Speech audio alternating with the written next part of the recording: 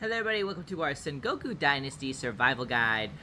There was a major update for this game that was posted really recently, the last half of August here, called, I'm going to get this wrong, but called the Ikigai update? Something like that, very similar, I'm sure.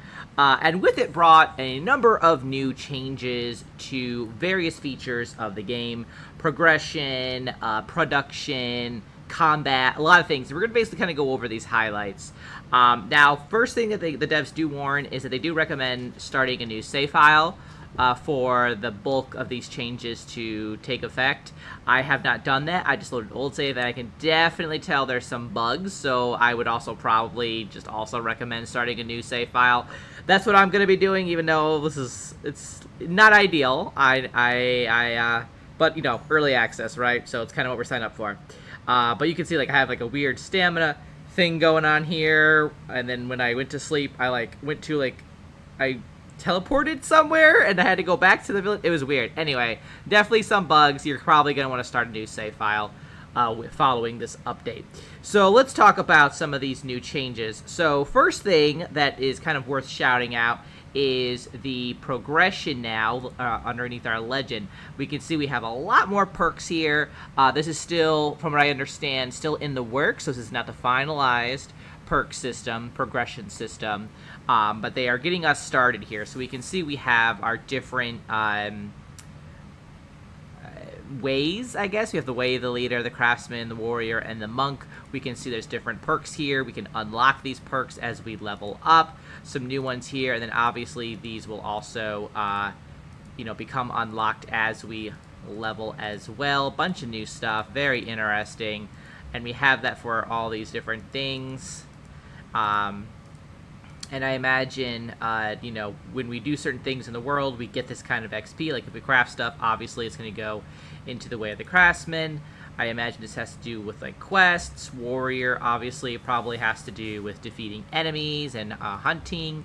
And then the monk, looks like maybe this is also potentially craftsman, amongst other things. I'm not quite sure.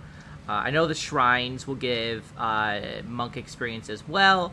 But basically, we now have more of a proper progression system, I would say. So I think it looks like a little bit more refined. We actually have some bonuses here. So that's pretty exciting for people who want to, make their character a little something more than just, I make buildings and I'm recruiting villagers. It gives you a little bit more flavor to work with. So that is a brand new system. And like I said, this is just kind of still just sort of tier 2, I guess. They're still working on this. Now, the next thing, they have redone combat, and I believe they are still working on this too. They have new animations, a new combat style, they describe it as Souls-Light, in the sense that I guess there's, like, blocks, and you have to, you can, parry and stuff like that. I only have the spear, so we can just kind of, see we have some slightly new animations, it looks like. We can also, obviously, still throw. We can block with the alt, and then I guess we have, a little dash there as well. That's just with the spear. Obviously, with other weapons, they have different animation types. The enemies are a little bit smarter, at least in theory, now as well. They will group on you. They will each take turns to hit you. So it's a little bit harder to go up against a group, I would say. So you want to be careful with that. And yeah, it's from what I understand, combat's supposed to be a little bit more challenging. And they did note that with this current combat system, that these changes are only specifically against human NPCs. It sounds like when you're hunting animals, that is the same sort of older combat style that's still in use there. So let's talk about the other kind of major thing, which is the production.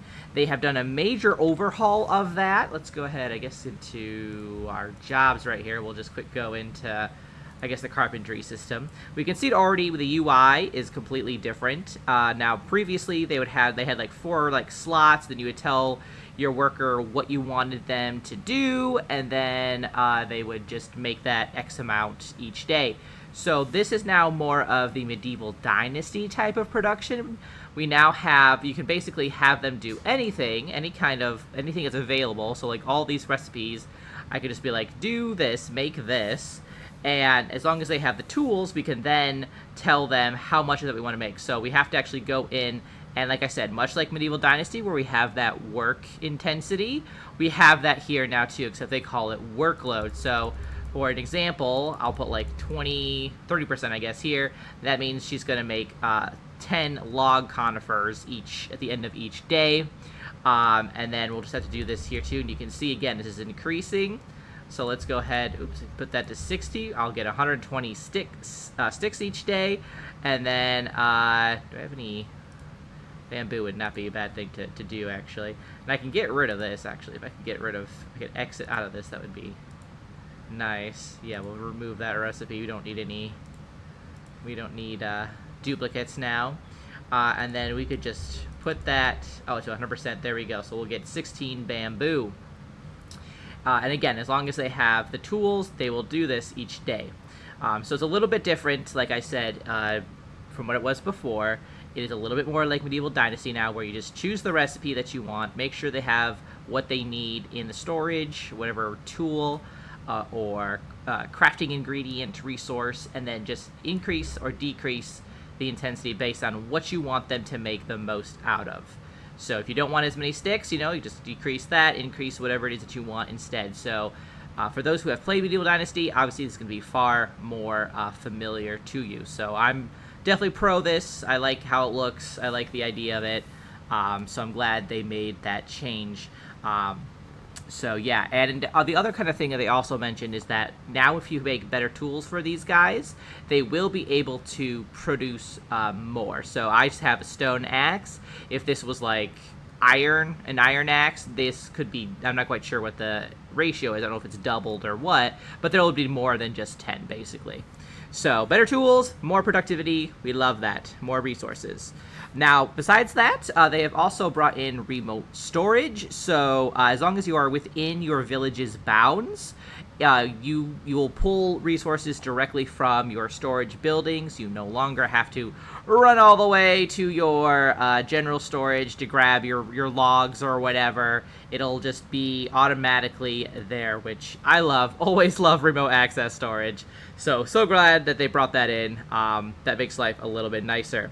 Now, there's also changes to shrines. A few more of them are more interactive. Some of them actually have like interaction animations now. They're still working on some of I think they said the larger and medium shrines, but basically there are shrines out there that you can now interact with a little bit more. And when you do interact with them, they give you monk experience. So if you want to focus on Way of the Monk, go find those shrines, make the little tributes to them, and you'll get the experience that way. Other than that, just a few other additional details.